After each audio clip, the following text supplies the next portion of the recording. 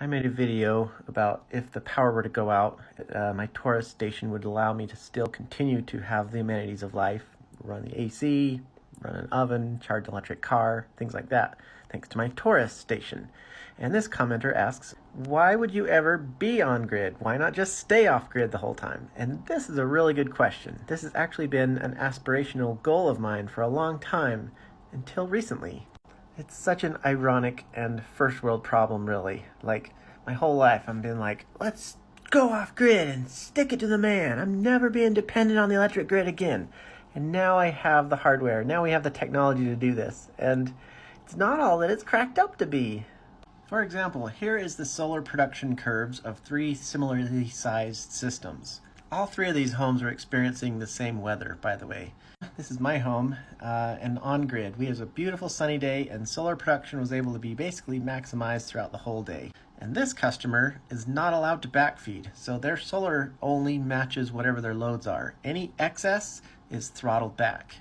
And this third one is actually an off-grid customer. They are totally off-grid, and they actually have a larger system than what I have, yet their batteries are full, and their solar, that's all they can produce because there's nowhere else to put that solar energy.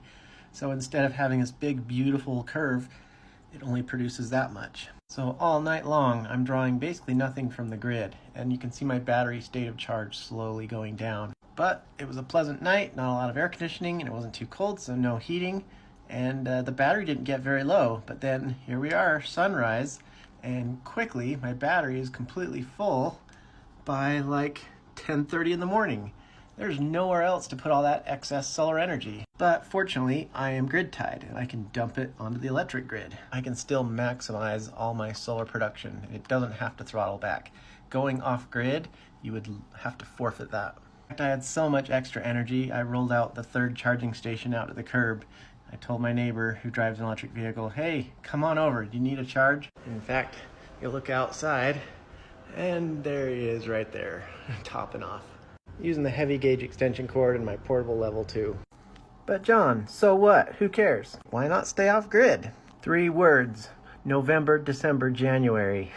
It just really doesn't produce a lot of solar energy during those 3 months. Not enough to be able to go totally off grid. I would much rather my excess solar energy go to clean up the grid than to forfeit it altogether.